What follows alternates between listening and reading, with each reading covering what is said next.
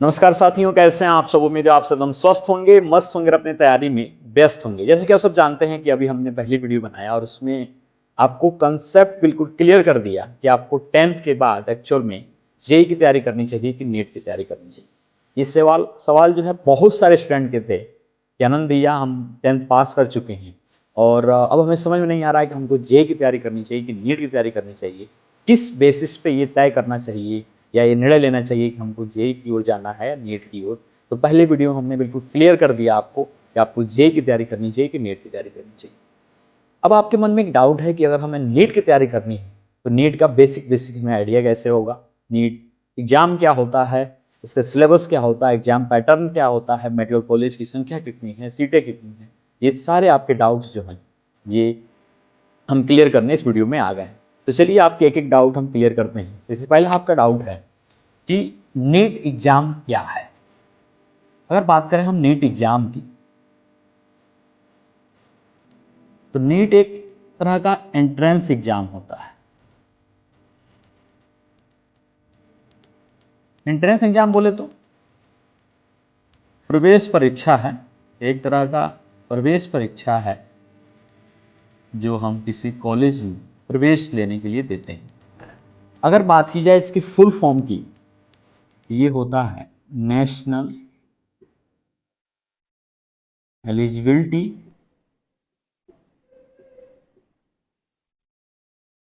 कम entrance test, ये इसका full form होता है। नीट जो है ना वो भारत में इकलौता ऐसा एग्जाम है, इकलौता ऐसा एंट्रेंस एग्जाम है जिसको पास करके आप डॉक्टर बन सकते हैं। तो ये एकमात्र ऐसा एग्जाम है जिसको पास करके आप डॉक्टर बन सकते हैं। बात करें इस एग्जाम को कंडक्ट कौन कराता है, तो कंडक्ट कराती है जो एजेंसी, उसका नाम है एनटीए। एनटीए बोले तो national testing agency, national testing agency.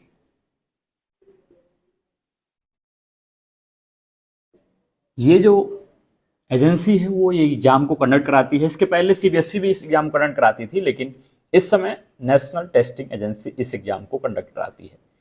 जैसे ही आप इस एग्जाम को क्रैक करते हैं, आपको इंडिया के टॉप मेडिकल कॉलेज से आपको कुछ कोर्सेज करते हैं, जो कोर्सेज इस प्रकार हैं: एमबीबीएस, बीएमएस, बीडीएस, बीएचएमएस।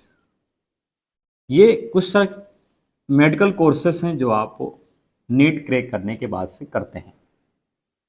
यानी कि सीधा सीधा आपको क्लियर हो गया कि अगर आपको भारत में डॉक्टर बनना है और डॉक्टर किसी अच्छे कॉलेज से पढ़कर बनना है तो वो है नीट एग्जाम।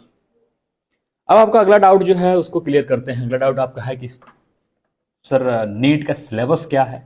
तो आइए हम देखते हैं कि नीट का सिलेबस क्या होने वाला है।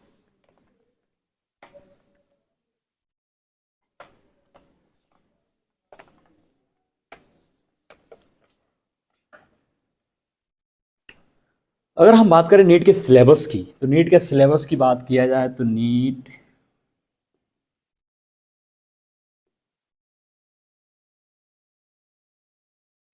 देखिए, नीट का जो सिलेबस है वो कंप्लीटली आपके 11th और प्लस 12th का ही सिलेबस है। कंप्लीट 11th और कंप्लीट 12th का सिलेबस ही नीट के सिलेबस में आता है। और आप सभी को पता है कि 11th-12th में आपको जब नीट की तैयारी करनी होगी तो आपको साइंस स्ट्रीम में आपको पीसीबी लेना होगा। ये पहले वीडियो में हम आपको क्लियर किए थे कि आपको जो साइंस स्ट्रीम है उसमें पीसीबी लेना होगा। और पीसीबी में आपको क्या क्या पढ़ना होगा?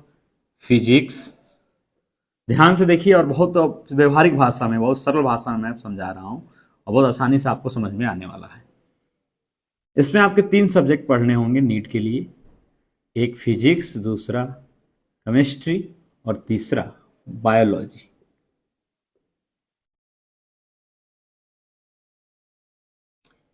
फिजिक्स कंप्लीट 11th और 12th का पढ़ना होगा, केमिस्ट्री भी 11th और 12th का पढ़ना होगा, बायोलॉजी भी 11th और 12th का पढ़ना होगा। जैसे केमिस्ट्री में आप आएंगे ना, तो केमिस्ट्री के 3 पार्ट इसमें होने वाला है। एक होने वाला है आपका फिजिकल केमिस्ट्री, दूसरा होने वाला है आपका इनऑर्गेनिक केमिस्ट्री और तीसरा होने वाला है आपका ऑर्गेनिक केमिस्ट्री। ये 3 केमिस्ट्री आप इस पीसीबी में पढ़ने वाले हैं नीट की तैयारी में। वैसे ही अगर बायोलॉजी की बात करें तो बायोलॉजी के 2 टाइप होंगे, जिसमें एक होगा जूलॉजी और एक होगा बॉटनी। अगर नाम से ही देखेंगे तो जूलॉजी यानी कि इसमें आप पढ़ेंगे एनिमल्स के बारे में और इसमें आप पढ़ेंगे प्लांट्स के बारे में।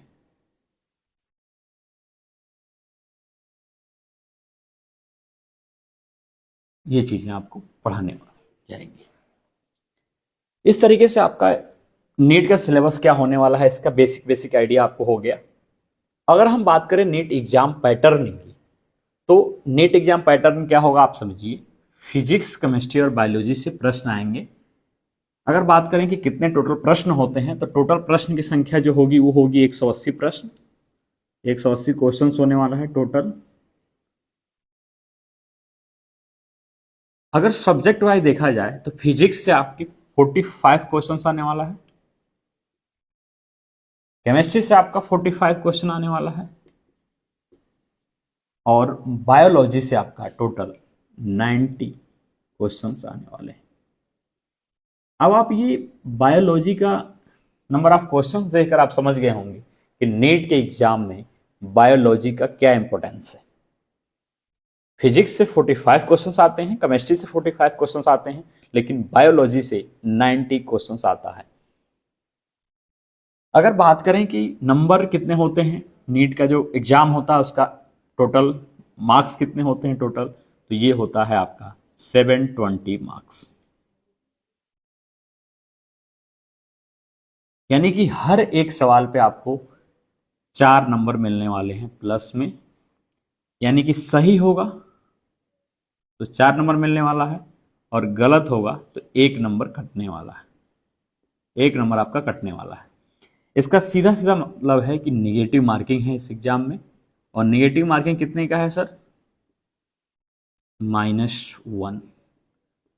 निगेटिव मार्किंग आपकी 1 नंबर की होने वाली है। ये होगा आपका पेपर।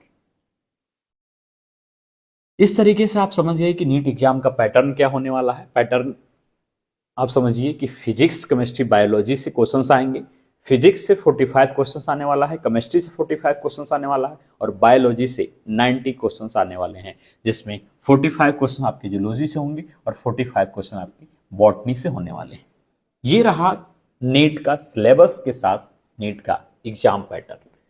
अब सबसे बड़ा सवाल आप सबका होता है कि सर रैंक कैसे आती है, तो आइए इस पे हम बात करते हैं।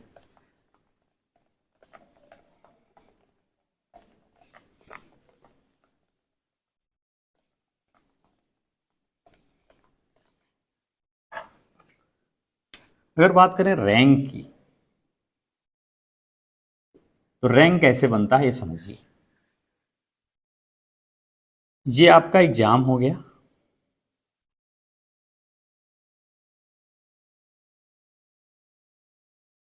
इसमें टोटल पार्टिसिपेट करने वाले जो बच्चे होते हैं वो लगभग देखा जाए तो 25 लाख होते हैं। पेपर आपका जो है 720 नंबर का है टोटल। तो जो बच्चा या जो स्टूडेंट सबसे ज्यादा नंबर लेके आता है, यानी कि जो सबसे ज्यादा नंबर यहां लेके आएगा, वो रैंक 1 आएगा उसका। जो उससे कम आएगा उसका रैंक 2 आएगा, जो उससे कम आएगा उसका रैंक 3 आएगा। इस तरीके से रैंक टोटल आते हैं 25 लाख, यानी कि जितने बच्चे फॉर्म भरते हैं ये आपके रैंक बनने वाले हैं इस बेसिस पे। अब आपका प्रश्न है कि इसमें क्वालिफाई कितने बच्चे करते हैं, तो लगभग देखा जाए तो आधे बच्चे जो होते हैं, यानी कि 10 से 12 लाख बच्चे इस एग्जाम को क्वालिफाई करते हैं। ध्यान से सुनिएगा, क्वालिफाई करने का ये बिल्कुल मतलब नहीं हुआ कि आपको मेडिकल कॉलेज मिल ही जाएगा। क्वालिफाई करने का ये मतलब होता है कि इंडिया के बहुत ऐसे कॉलेजेस हैं, प्राइवेट हो गया या इंडिया के बाहर जो विदेशों में मेडिकल कॉलेज हैं, उसमें ये क्वालिफाई जो होता है वो मान्य होता है। बहुत सारे कोर्सेज होते हैं जिसमें छूट मिलती है या उसमें वैलिड होता है, अगर आप नेट क्वालिफाई हैं तो आपको ये चीज़ें मिलने वाली है, उसके लिए क्वालिफिकेशन की ज़रूरत होती है। बाकी अगर बात करें कि कितने बच्चों को इसमें सीटें मिलने वाली हैं, ये जो एग्ज़ाम है उसमें कितने बच्चों को एमबीबीएस की सीटें मिलने वाली हैं, तो ये हो गया कि रैंक कैसे आता है। रैंक बहुत बेसिक चीज़ें हैं कि नीट का एग्ज़ाम होगा, इतने बच्चे इसमें पार्टिसिपेट करने वाले हैं, 720 नंबर का टोटल पूर्णांक होता है, यानी कि जो टोटल मार्क्स होते हैं 720, यानी कि जिसका सबसे ज़्यादा होगा वो रैंक 1 लेके आने वाला है, उससे जिसका कम रैंक 2, उसके रैंक 3, और इस तरीके से आपके रैंक बनने वाले हैं। अब सबसे बड़ा सवाल है कि सर कितने रैंक पे हमको मेडिकल कॉलेज मिलने वाला है, यानी कि कितने रैंक पे हमको एमबीबीएस की सीट मिलने वाली है इंडिया के मेडिकल कॉलेज के अंदर। तो आइए हम देखते हैं सबसे पहले कि इंडिया के अंदर कितने मेडिकल कॉलेज हैं। अगर देखा जाए कि इंडिया के अंदर कितने मेडिकल कॉलेज हैं, तो आइए इस पे बात करते हैं कि इंडिया के अंदर टोटल मेडिकल कॉलेज की संख्या कितनी है।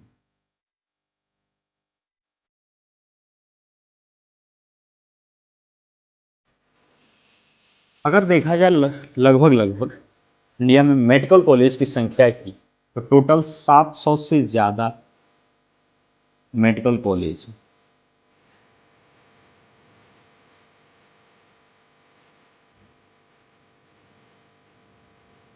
ध्यान से सुनिएगा और इस पे एनालिसिस करिएगा, आपको समझ में आएगा कि कंपटीशन का स्तर क्या है।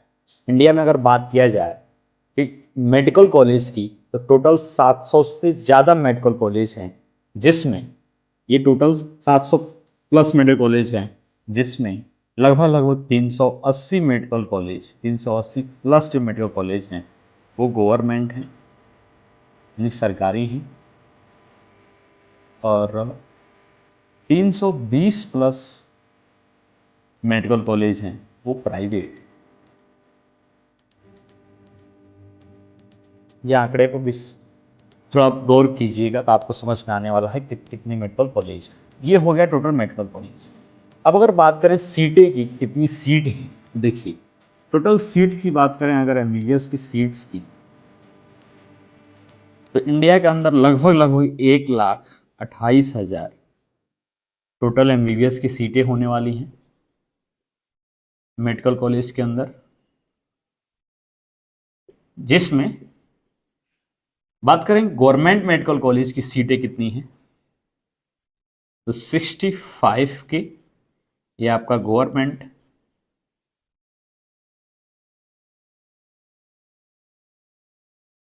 एमबीबीएस सीट है, गवर्नमेंट मेडिकल कॉलेज में एमबीबीएस की सीट्स है।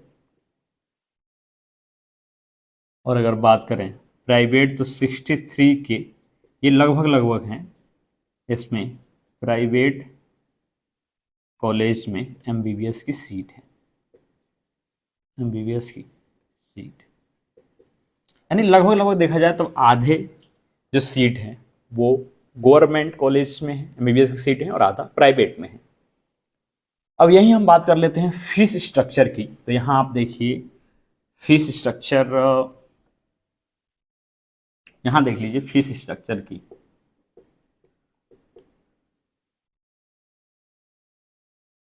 अगर हम बात करें इंडिया के अंदर मेडिकल कॉलेज में फीस स्ट्रक्चर की, तो जो गवर्नमेंट मेडिकल कॉलेज की फीस स्ट्रक्चर है, अगर गवर्नमेंट मेडिकल कॉलेज की बात करें, प्राइवेट की बात करें, तो इसका जो फीस है वो लगभग देखा जाए तो 1,00,000 सालाना है,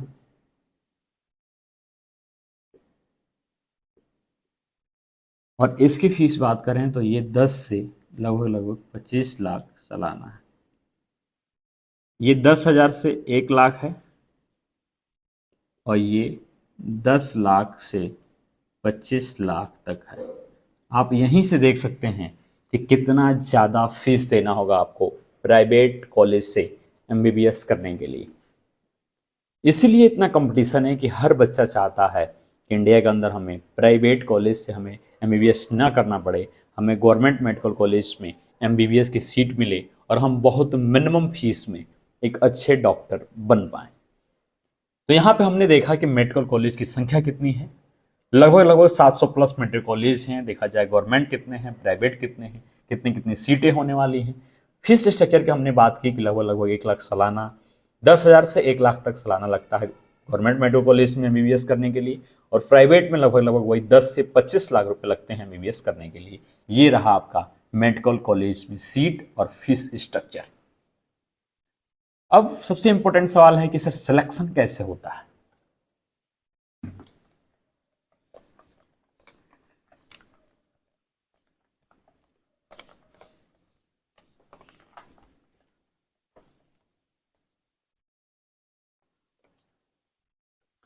अगर हम बात करें नीट में सिलेक्शन की, तो सिलेक्शन किस बेसिस पे होता है, आइए देखते हैं।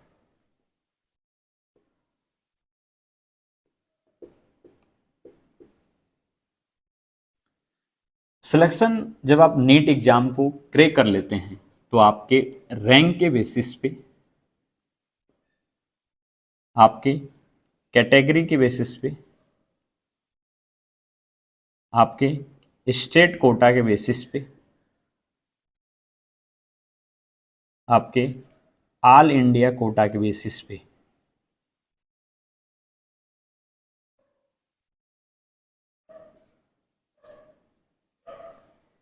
होता है काउंसलिंग।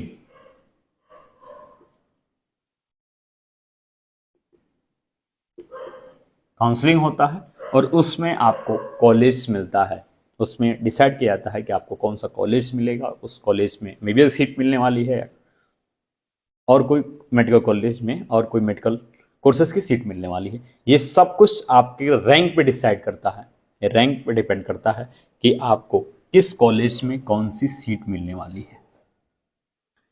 सिलेक्शन कैसे होता है, बहुत व्यवहारिक भाषा में, बहुत बेसिक से आपने समझा कि जैसे ही आप नीट एग्जाम को क्रैक करेंगे, आपके रैंक के बेसिस पे, आपके कैटेगरी के बेसिस पे, आपके स्टेट कोटा के बेसिस पे, आपके ऑल इंडिया कोटा के बेसिस पे कॉलेज मिलने वाला है। अब इन सारे सवालों के जवाब सुनने के बाद आप के मन में एक सवाल आ रहा होगा कि भैया हम 10th के बाद नीट की तैयारी कैसे शुरू कर सकते हैं।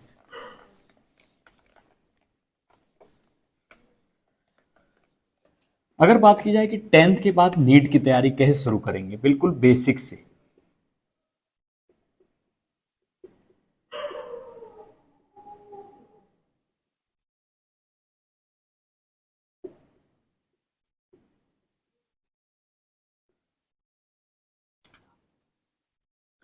अगर बात की जाए 10th के बाद नीट की तैयारी करने कैसे कर सकते हैं, तो सबसे पहले आपको साइंस स्ट्रीम का चुनाव करना होगा।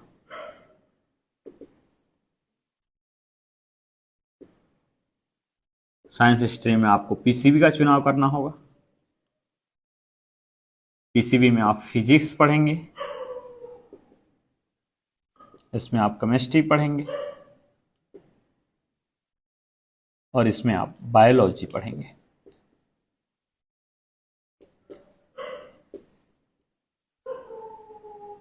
इसमें आपको 11th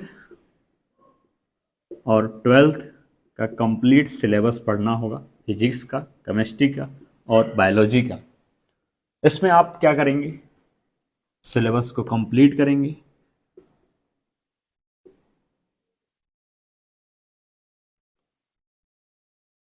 आप प्रॉपर रिवीजन करेंगे।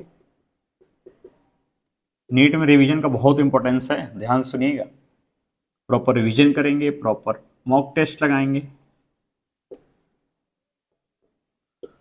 प्रॉपर आप टेस्ट का एनालिसिस करेंगे और ये सारी प्रक्रिया आपको 2 साल के तक करना होगा, तब जाके आप सिलेक्शन के करीब पहुंच पाएंगे। अगर आप 2 साल तक सही तरीके से प्रिपरेशन करते हैं, समय को वेस्ट नहीं करते हैं, आप अच्छे से तैयारी करते हैं, सही दिशा में करते हैं, सही तरीके से करते हैं, सही मार्गदर्शन के साथ करते हैं, तो डेफिनेटली आप सिलेक्ट हो रहे होंगे नीट के एग्जाम में 12th के साथ। अब आइए हम एक बहुत इंपॉर्टेंट बात करने वाले हैं कि आप अपनी तैयारी के दौरान किन किन चीज़ों पर फोकस करेंगे तो तैयारी और अच्छी होगी आपकी और आप सेलेक्ट होंगे ही होंगे, यानी आपके सिलेक्शन के चांसेस जो हैं वो बढ़ने वाले हैं। हम कुछ पॉइंट्स बात करने वाले हैं, उस पर आप विचार करिएगा और इन पॉइंट्स पे आप काम करते हैं तो डेफिनेटली आप सिलेक्ट हो रहे होंगे। पहला है क्लियर गोल।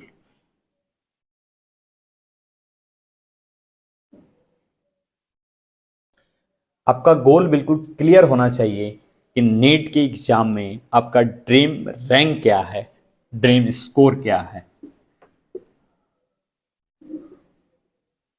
ड्रीम स्कोर क्या है, ड्रीम रैंक क्या है, या ड्रीम कॉलेज क्या है, ये आपका बिल्कुल क्लियर होना चाहिए।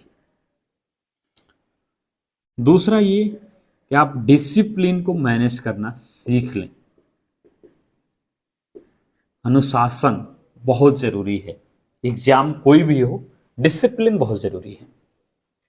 तीसरे पॉइंट की अगर बात करें तो होता है ये कंसिस्टेंसी।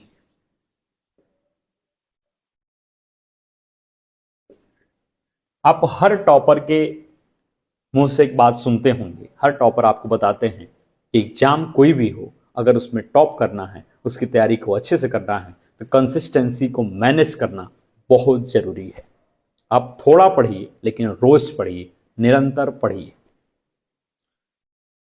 तो कंसिस्टेंसी को आप मैनेज करते हैं तो इस एग्जाम में बहुत बेहतर कर सकते हैं। चौथा है कि राइट मेंटरशिप।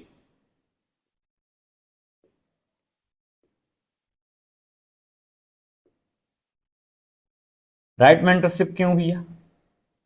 जो ये तैयारी का समय होता है ये थोड़ा लंबा होता है, 2 साल का सिलेबस होता है, 2 साल आप प्रॉपर पढ़ाई करते हैं, तो उसमें राइट मेंटरशिप का होना बहुत जरूरी है कि आपको कब कौन सी गलती नहीं करना है।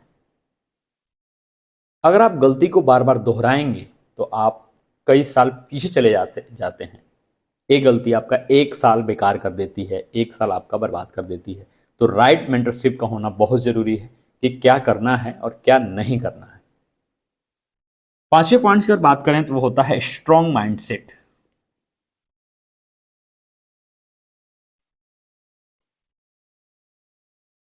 ये बहुत जरूरी है, आपका जो माइंडसेट है वो बहुत स्ट्रांग होना चाहिए। कोई भी कंसेप्ट पढ़ें तो उसको लेके सोचने और समझने की क्षमता आपकी बहुत अच्छी होनी चाहिए, तब जाके आपकी जो तैयारी है वो बहुत बेहतर हो जाएगी। इस वीडियो में आपने पूरे वीडियो के दौरान देखा कि आपके जितने भी डाउट्स थे, जो 10th पास करने के बाद आपके दिमाग में आ रहे थे कि नीट का एग्जाम क्या होता है, नीट का सिलेबस क्या होता है, नीट के एग्जाम का पैटर्न क्या होता है, रैंक कैसे आती है, सिलेक्शन कैसे होता है, मेडिकल कॉलेज की संख्या कितनी है, सीटें कितनी हैं और कितने गवर्नमेंट सीटें हैं, कितनी प्राइवेट सीटें हैं, फीस कितनी लगती हैं, इन सारे डाउट्स को हमने इस वीडियो में क्लियर कर दिया। उम्मीद है आपको ये वीडियो पसंद आया होगा। अगर आपको ये वीडियो पसंद आया है तो अपने दोस्तों के साथ शेयर करें, वीडियो को लाइक करें और चैनल को सब्सक्राइब करें। अगर आप चाहते हैं कि इसी तरह के वीडियो इस चैनल पे हमेशा आती रहें आपको गाइडेंस को लेके, तो वीडियो को शेयर जरूर करिएगा। अगली वीडियो में हम बात करने वाले हैं कि 10th के बाद अगर आप जेई की तैयारी करना चाहते हैं तो बिल्कुल बेसिक से जेई का कंप्लीट इंफॉर्मेशन लेकर आने वाले हैं। तो बिल्कुल तैयार रहिए अपने भाई और बहन के लिए। तो ये वीडियो को जरूर शेयर कीजिएगा ताकि उनको पता चले कि नेक्स्ट वीडियो में हम बात करने वाले हैं कंप्लीट जेई के बारे में कि 10th के बाद जेई की तैयारी कैसे करें। तो चलिए मिलते हैं एक नए वीडियो, तब तक के लिए स्वस्थ रहिए, मस्त रहिए और सम्मानित रहिए। धन्यवाद।